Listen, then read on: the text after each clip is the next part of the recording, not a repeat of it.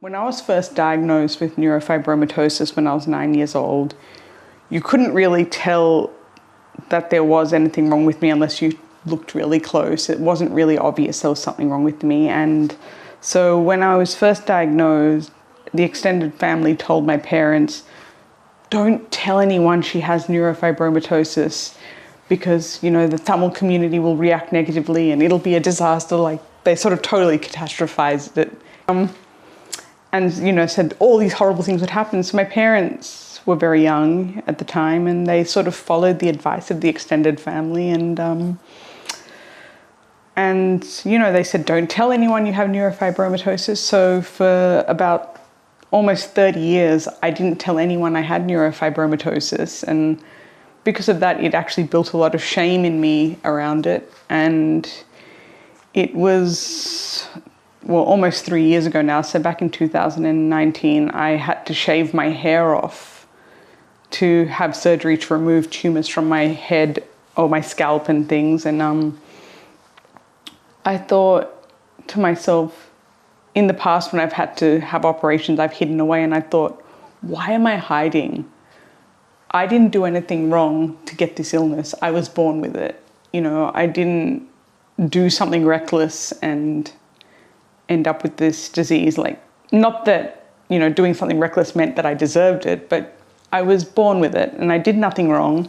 So why should I be ashamed? So I thought, why not use this as an opportunity to raise funds for the Children's Tumour Foundation and come out and tell the world, this is what's going on in my life. And so I did. I opened up a fundraising page and I shared it on my Facebook as a public post and opened up and told the world. And I received support from people I did not expect. Like, I got hundreds of messages, SMSs, Facebook comments, and I set a fundraising goal of $3,000 and it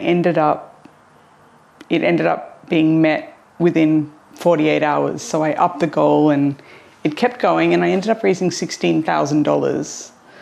And it was at that point that the Children's Tumour Foundation actually asked me, do you want to be an ambassador for the Children's Tumour Foundation? And I said, look, let me think about it. Let me have my surgery and then I'll come back to you after I've recovered. And I mulled on it. And for a long time, I thought, I'm not the right person for this. And then I thought about it more. And there's actually another body positivity advocate. Her name's Carly Findlay. And she came on the project a few years before that. And when I saw her, I used to think, I wish there was someone like Carly for the NF community.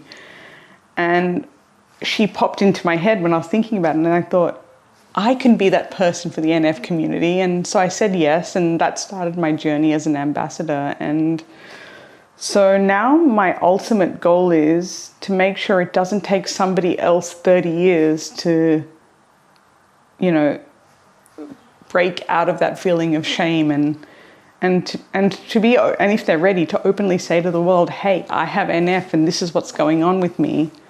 So for me, just being an ambassador just became such an important role because I want to make sure other people and even more importantly, South Asian and Tamil people will stop feeling ashamed about something that's different about them, whether they're fat, whether they're dark, whether they have something like neurofibromatosis, you know, whether they have scarring from getting burnt or something like that. So they stop feeling ashamed and stop hiding it, because it's not something that you need to be ashamed of just because you look different.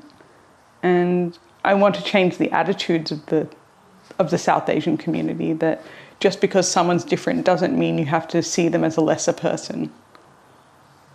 In that, you know, you see more dark-skinned actresses sort of, you know, in Bollywood movies who are considered beautiful, like Nandita Das, and as an example, and like these Instagram accounts where, you know, these girls have sort of come forward and put themselves forward. Even though they're dark-skinned, they're considered beautiful, and, you know, they're considered, you know, like they're sort of held, you know, they're popular, and, you know, people see them as beautiful. And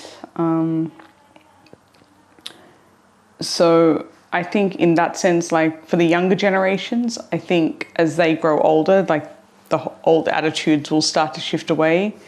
But there are still, as I said, in the older generation, attitudes of what beauty should be. And like the example of that auntie I gave you, who in one breath said I looked good because I lost weight, and then the next breath said, oh, but it's such a shame about your skin.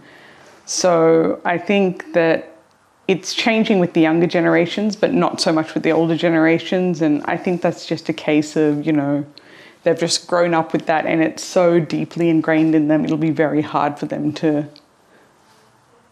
let go of that.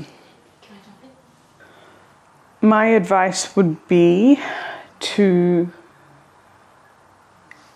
embrace yourself as you are.